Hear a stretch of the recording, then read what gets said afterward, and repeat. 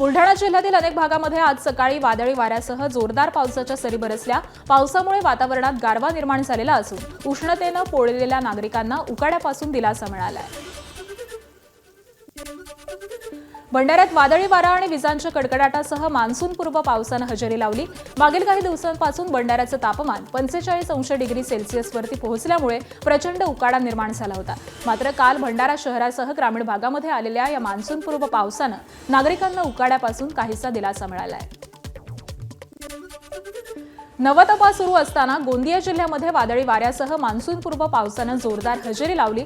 जिल्ह्याचे तापमान 45° वरती पोहोचलेलं असतानाच अचानक आलेल्या पावसामुळे नागरिकांना उष्णतेपासून मोठा दिलासा मिळाला। मात्र या अवकाळी पावसामुळे शेतकऱ्यांची तारांबळ उडालेली असून कापणी झालेल्या धान पिकाचं नुकसान होण्याची शक्यता आहे। पावसामुळे वातावरणामध्ये गारवा निर्माण झालेला असून उकाड्यामध्ये काहीशी घट झाली आहे। अमरावती जिल्ह्यामधील वरुड तालुक्यामध्ये गारपीट झाली आहे। गारपिटीमुळे संत्रा पिकाचं मोठं नुकसान झालंय। वरुड तालुक्यामधील अनेक गावांमध्ये काल मान्सूनपूर्व पावसाने हजेरी लावली। पावसामुळे संत्रा मोसंब या फळांचं मोठं नुकसान झालंय। आणि यानंतर काही राजकीय घडामोडी। अजित पवारांच्या निधनानंतर राष्ट्रवादी सुनेत्रा पवार अध्यक्ष असल्या तरी पार्थ पवारच पक्षाचे सर्व निर्णय घेत असल्याची चर्चा सुरू झाली। पार्थ पवारांच्या पक्षातल्या वाढत्या हस्तक्षेपामुळे राष्ट्रवादीचे मंत्री आणि आमदारांमध्ये मोठी नाराजी असल्याचं सांगण्यात येत आहे। केवळ एवढंच नाही तर निर्णय प्रक्रियेमधून ज्येष्ठांना डावलल्याची चर्चा आहे आणि पार्थ पवारांनी सुनेत्रांची मूकसंमती असल्याच्या चर्चेनंतर आमदार आणि नेते अस्वस्थ असल्याचं म्हटलं जात आहे। त्यामध्येच पार्थ पवारांनी पक्ष निधीचं नेत्यांना टार्गेट देत निधी न दिल्यास राजीनाम्याचा देखील इशारा दिला होता। यावरून राजकीय वातावरण तापलं होतं। एबीपी माझानं दाखवलेल्या या बातमीनंतर तात्काळ राष्ट्रवादीचे ज्येष्ठ नेते सुनील तटकरे आणि छगन भुजबळ समोर आले। त्यांनी या सगळ्याच चर्चा निराधार असल्याचं सांगत निधी वाटपाच्या चर्चेमध्ये पार्थ पवार सहभागीच नसल्याचं स्पष्ट केलंय। अशा पैकी सुद्धा पार्थ पवार यांच्याकडून खासदार आहेत ते आमचे राज्यसभेचे, त्याच्या सुद्धा मंत्र्यांना किंवा आमदारांना देण्यात आल्यात का हे पूर्णपणाने निराधार आहे, कल्पित आहे। याच्यामध्ये तथ्य बिलकुल त्या ठिकाणी नाही। तरुण नेतृत्व ज्यावेळेला पुढे येतं त्यावेळेला त्या नेतृत्वाच्या मनामध्ये एक वेगळ्या पैकीचा विचार निर्माण करण्याची भूमिका अशा पैकीच्या टीका टिप्पणीच्या माध्यमातून होत असते। पण आम्ही या सगळ्या गोष्टीला आत्मविश्वासाने सामोरं जाऊ, एकसंघपणाने सामोरं जाऊ आणि दादांच्या दुर्दैवी निधनानंतर सुद्धा ज्या कष्टाने ज्या नेटाने दादाने सगळं उभं केलेलं आहे हे पुढून शेवटच्या दृष्टिकोनातून वहिनींच्या नेतृत्वाखाली आम्ही निश्चितपणाने काम करणारच आहोत। तर तटकरेंनंतर छगन भुजबळांनी या चर्चांवरती काय प्रतिक्रिया दिली आहे ती देखील पाहूयात। अजिबात काही खडाखडी कोणाचे काही माझे काही झाले नाही। तुम्ही चर्चेला सुद्धा भांडण म्हणत असाल खडाखडी तर बरोबर नाही। चर्चा म्हणजे काय खडाखडी नव्हे, चर्चा ही चर्चा असते। मी माझं मत मांडणार, ते त्याचं मत मांडणार, आणखी तिसरा कोण असेल तर त्याचं मत मांडणार। आणि माझ्याकडे पार्थ पवारांनी असली कुठलीही काही मागणी केलेली नाही आणि माझं आणि त्यांचं कधीही वादावादी झालेली नाही। वैयक्तिकरित्या सगळ्यांना सारखा निधी मिळेल ही चर्चा झाली। याच्यामध्ये पार्थ पवार यांनी अजिबात भाग घेतलेला नाही। किंवा मला असं वाटतं ते त्यावेळेला काय फोन आला म्हणून बाहेर गेले असतील, पण त्यांनी असा कुठलाही विषय त्या बैठकीमध्ये काढलेला नाही। आमदारांचा प्रश्न होता त्याला मी उत्तर दिलं। पवार साहेब होते, अजितदादा होते, अजितदादा त्यांना सहकार्य करत मदत करतच होते। आता त्या सुप्रियाताई करतात, काय लागलं तर त्यांना मदत करायची। सगळे अशा करतात ना, घरातले त्यांचे हे असतील, राजकारणातले लोक असतील किंवा मुलं असतील किंवा आणखी कोणी असतील, मुली असतील, ते मदत करतात ना पक्ष वगैरे जे नीट वगैरे चालवा म्हणून। प्रत्येक घरामध्ये आहे। आणि दिल्लीपासून आपण जरी बघितला तरी जे आहेत असे लोक जे आहेत, घरातले लोक जे आहेत की ज्यांना राजकारणामध्ये आहेत आणि जे खासदार आहेत, आमदार आहेत, हे अशा प्रकारचं जे आहे सहकार्य आपल्या वडिलांना, आपल्या आईला वगैरे करतात, त्याच्यामध्ये चूक काय? मंत्री छगन भुजबळ राज्यसभेवरती जाण्यासाठी इच्छुक आहेत। यावरती त्यांनी एबीपी माझावरती बोलताना भाष्य केलंय। राज्यसभेची चर्चा पक्षात होईल आणि मग मुख्यमंत्र्यांसोबतही चर्चा करावी लागेल असं छगन भुजबळांनी सांगितलं। महायुतीची मतं हवी आहेत, त्यामुळे चर्चा करूनच निर्णय होईल अशी प्रतिक्रिया त्यांनी दिली आहे। असं नाही की तूर्त जे आहे हा एमएनसीचा प्रश्न जे आहे पूर्णपणे निकाली लागल्यानंतर त्याच्यानंतर 8 जून पर्यंत राज्यसभेच्या वगैरेचे काही फॉर्म भरायचे आहेत, तर त्याची चर्चा नंतर होईल.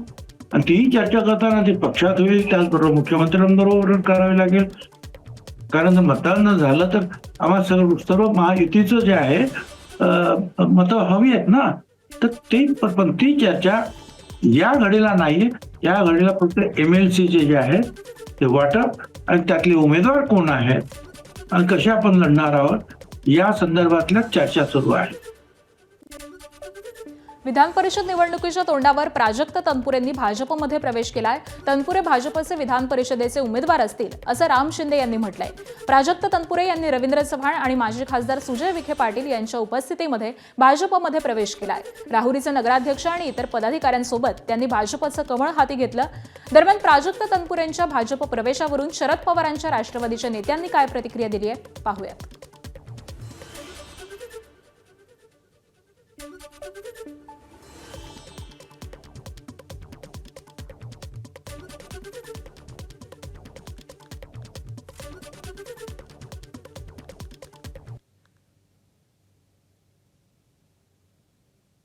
मुक्त भारत असं भारतीय जनता पक्षाचे सगळे नेते म्हणायचे. नगर जिल्ह्याचा थोडासा अभ्यास करा. एक राम शिंदे सोडले तर आज नगर जिल्ह्यामध्ये, अहिल्यानगर जिल्ह्यामध्ये 100% नेतृत्व हे ओरिजिनल काँग्रेसचं. सगळे काँग्रेस आले. आज भारतीय जनता पक्ष कमी, म्हणजे ज्या लोकांना नाकारून काँग्रेस मुक्त भारत करायचा होता ते सगळे अहिल्यानगरमध्ये आज काँग्रेसचे सगळे नेते, आमदार, खासदार सगळी लिस्ट काढून पाहतो. बघा, ते आता भाजपमध्ये गेलेले, तो त्यांचा तिथं विषय आहे. आम्ही सर्वजण, मी असेल, लंकेभाऊ असेल आणि इतरही सर्व जे कोणी लोक आहेत, लोकांना विश्वासात घेऊन आज रस्त्यावरची लढाई आम्ही लढत आहोत. आम्ही आमच्या तलवारी मॅन करून बसलेलो नाही. तलवाऱ्या घेतलेल्या आहेत, पण ते कोणासाठी घेतले तर सामान्य लोकांसाठी घेतलेलं आहे आणि त्या पद्धतीने आम्ही तिथं लढत राहू.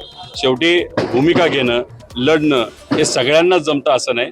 ज्यांना जमतं ते लढतात, ज्यांना जमत नाही ते दुसरीकडे जाऊन त्या ठिकाणी शरणागती पत्कारतात असं आपल्याला म्हणावं लागेल.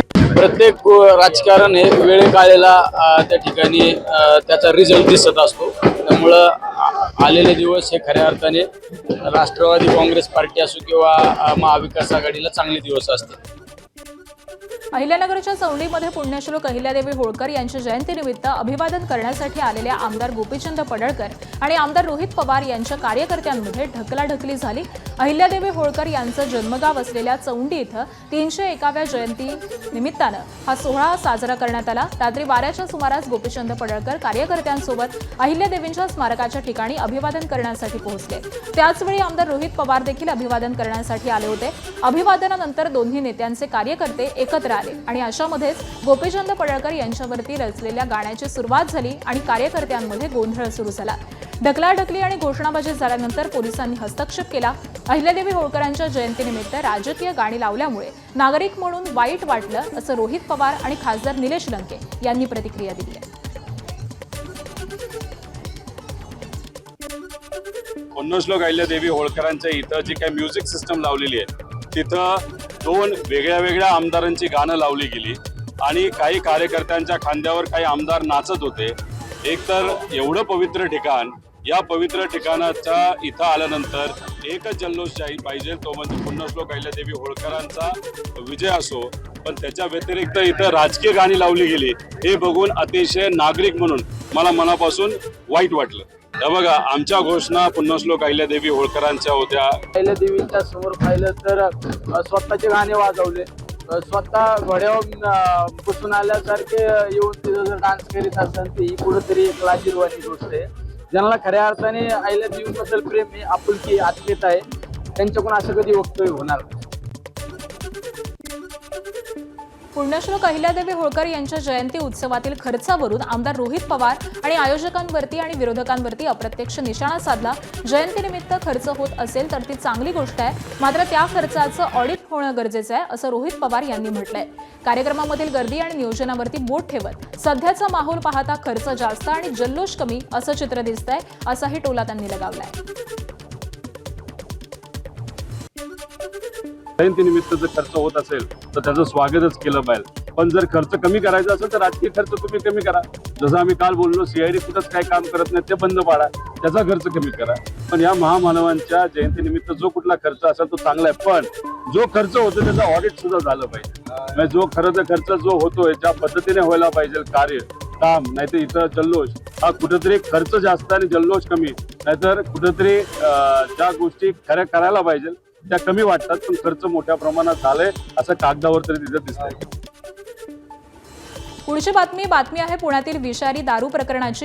पुणे पिंपरी चिंचवडमध्ये विषारी दारूमुळे मृत्यूचं तांडव पाहायला मिळालं. यामध्ये तब्बल 22 जणांचा मृत्यू झालाय. पिंपरी चिंचवडच्या फुगेवाडी दापोडीमध्ये 15 जणांचा मृत्यू झालाय, तर पुण्यातील हडपसरमध्ये 7 जण मृत्युमुखी पडलेत. फुगेवाडीमधील आणखी 6 जणांची प्रकृती गंभीर आहे. तर सरकारकडून दारूकांड प्रकरणी आतापर्यंत 22 जणांचं निलंबन करण्यात आलंय. दरम्यान सरकारनं मृतांच्या कुटुंबियांसाठी मदतीचीही घोषणा केली आहे. मृतांच्या कुटुंबाला सरकारकडून 5 लाखांची मदत जाहीर झाली आहे. कुटुंबामधील व्यक्तीला महापालिकेमध्ये नोकरी देण्याच्या दृष्टीने देखील विचार सुरू असल्याचं मंत्री गिरीश महाजन यांनी सांगितलंय. मुख्यमंत्री महोदयाने सांगितलं की प्रत्येकाला 5-5 लाख रुपये. खरं म्हणजे आता हे कधी भरून न निघणारं नुकसान आहे, पण त्यांना थोडा सहारा म्हणून, आधार म्हणून त्यांना 5-5 लाख रुपये मुख्यमंत्री सहायता निधून दिले जाणार आहेत. 1-1 लाख रुपये महापालिकेने त्या ठिकाणी त्यांना दिलेले आहेत.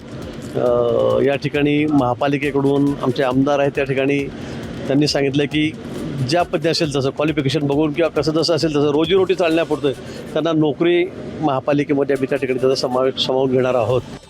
हातभट्टी दारू विकली जाते आणि ती पण असं जहर मिळवून मी म्हणेल, त्यामुळे लोकांचा दुर्दैवी मृत्यू झालेला आहे.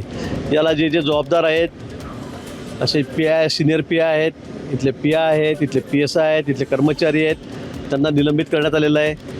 एक्साईजमध्ये या खात्याची जबाबदारी आहे, त्या खात्याची जवळपास 13 अधिकारी आणि कर्मचारी, त्याच्यामध्ये 2 सिनियर PI आहेत, PSI आहेत 4 आणि कर्मचारी आहेत, असे मिळून जवळपास 13 जणं त्यांचं निलंबन या ठिकाणी झालेलं आहे. त्या सगळ्या गोष्टीची चौकशी CIDकडे देण्यात आलेली आहे. बातमी बुलढाण्यातून बापूराव कळमेकर आणि भाऊ अजय कळमेकरची कारागृहातून सुटका झाली आहे. खडकी गावामधील त्यांच्या घरी दोघेही दाखल झाले. जो गुन्हा केलाच नाही त्या गुन्ह्याची शिक्षा त्यांनी 22 दिवस भोगली. त्यांच्याशी संवाद साधलाय आमच्या प्रतिनिधींनी, पाहूया. पुलिस आए थे, भाई हमने पहले रिपोर्ट डाले थे हमारे छोकरी गम गए करके, तो हम 4-5 दिन घूमे, मिले नहीं. उसके बाद में पुलिस वाले आए, पुलिस वाले बोले कि भाई तुम्हारा लड़की गुम चुका है. मैंने हाँ बोले. फिर उसने वो बाउडी दिखाए थे, हमारे को फोटो को दिखाए थे, तो फोटो में तो पहचान में नहीं आए थे, हमारे संगुलट खराब थे. वो हिसाब में उसने कांद्याच्या काळाबाजारानिमित्त या नाशिक पोलीस अधीक्षक आणि जिल्हाधिकाऱ्यांना कडक लक्ष देण्याच्या सूचना पणनमंत्री जयकुमार रावल यांनी दिल्यात. काळाबाजार रोखण्यासाठी कांद्याची इन कॅमेरा खरेदी केली जाणार असल्याचं त्यांनी सांगितलेलं आहे. तसंच काळाबाजार करणाऱ्यांवरती मोक्का अंतर्गत गुन्हा दाखल करण्याचा इशारा देखील जयकुमार रावल यांनी दिलाय.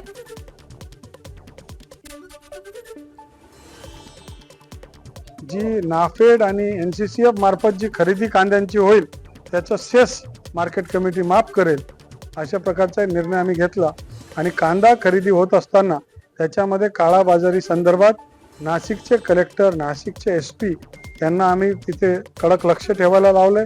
जी जे खरेदी केंद्र आहेत त्यांना बारकाईने इन कॅमेरा त्यांची खरेदी होईल आणि ती शेतकऱ्यांकडनं 1585 रुपये हा आता आम्ही मिनिमम भाव घेतलेला आहे. मे महिन्याच्या कडक उन्हाळ्यामुळे गोंदियातील अनेक भागामध्ये जलसंकट गडद झालंय. गोंदियाच्या आमगाव तालुक्यामधील वडद इथं भीषण पाणीटंचाई निर्माण झाली आहे. यावर्षी तापमानाचा पारा वाढल्यामुळे भूजल पातळी कमालीची खालावली आहे. वडद गावामधील सार्वजनिक विहिरी, बोरवेल आणि इतर पाण्याचे स्रोत हे कोरडे पडलेले आहेत. ग्रामस्थांची पाण्यासाठी होणारी वणवण आणि भटकंती थांबवण्यासाठी अखेर वडद ग्रामपंचायत प्रशासनानं गावामध्ये टँकरनं पाणी पुरवठा सुरू केलेला आहे. पाणी टँकरची व्यवस्था झालेली आहे, गावातल्या पदाधिकाऱ्यांनी व्यवस्था केलेली आहे. परंतु माझे म्हणणे हे आहे की लोक ह्या 2-3 महिन्यापासून एवढे पाण्यासाठी म्हणजे तंग त्रास आहेत की ना विहिरीना पाणी, ना बोरला पाणी. आणि त्या कारणाने आहे तर हा रेग्युलर टँकरच्या तरी पाणी रेग्युलर मिळायला पाहिजे आणि हा पावसाळा येतपर्यंत पाणी मिळायला पाहिजे, ही आपली विनंती आहे. गोंदियामध्ये गेल्या काही दिवसांपासून उष्णतेची लाट असून जंगलामधील नैसर्गिक पाण्याचे स्रोत पूर्णपणे आटलेत, ज्यामुळे वन्यजीवांना पिण्याच्या पाण्याच्या शोधामध्ये दूरवर्ती भटकावं लागतंय। ही गंभीर परिस्थिती लक्षात घेऊन श्री राजे छत्रपती ग्रुपच्या सदस्यांनी आपली सामाजिक जबाबदारी पार पाडत वन्यजीवांसाठी एक अत्यंत प्रशंसनीय उपक्रम हाती घेतलाय।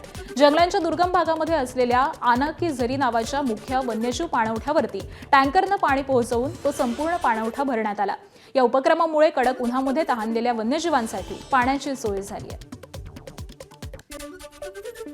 रील बनवण्याच्या नादामध्ये एका रिक्षा चालकानं जीव धोक्यात घालणारा स्टंट केल्याची घटना नालासोपारा पश्चिम येथील कळंब समुद्रकिनारी घडली आहे। या प्रकरणाचा व्हिडिओ व्हायरल होतोय, तर या व्हिडिओमध्ये संबंधित रिक्षा चालक समुद्र किनाऱ्यावरती वेगानं रिक्षा गोल गोल फिरवत स्टंट करतोय। यावेळी त्याचा व्हिडिओ देखील चित्रित करण्यात आला। मात्र स्टंट दरम्यान रिक्षावरील नियंत्रण सुटल्यामुळे ती अचानक उलटी झाली। सुदैवानं या अपघातामध्ये रिक्षा चालकाला कोणतीही गंभीर दुखापत झाली नाही। मात्र अशा बेदरकार स्टंटमुळे केवळ स्वतःचाच नव्हे तर समुद्र किनाऱ्यावरती उपस्थित पर्यटक आणि नागरिकांचा देखील जीव हा धोक्यात येऊ शकतो। एबीपी माझा, उघडा डोळे बघा नीट।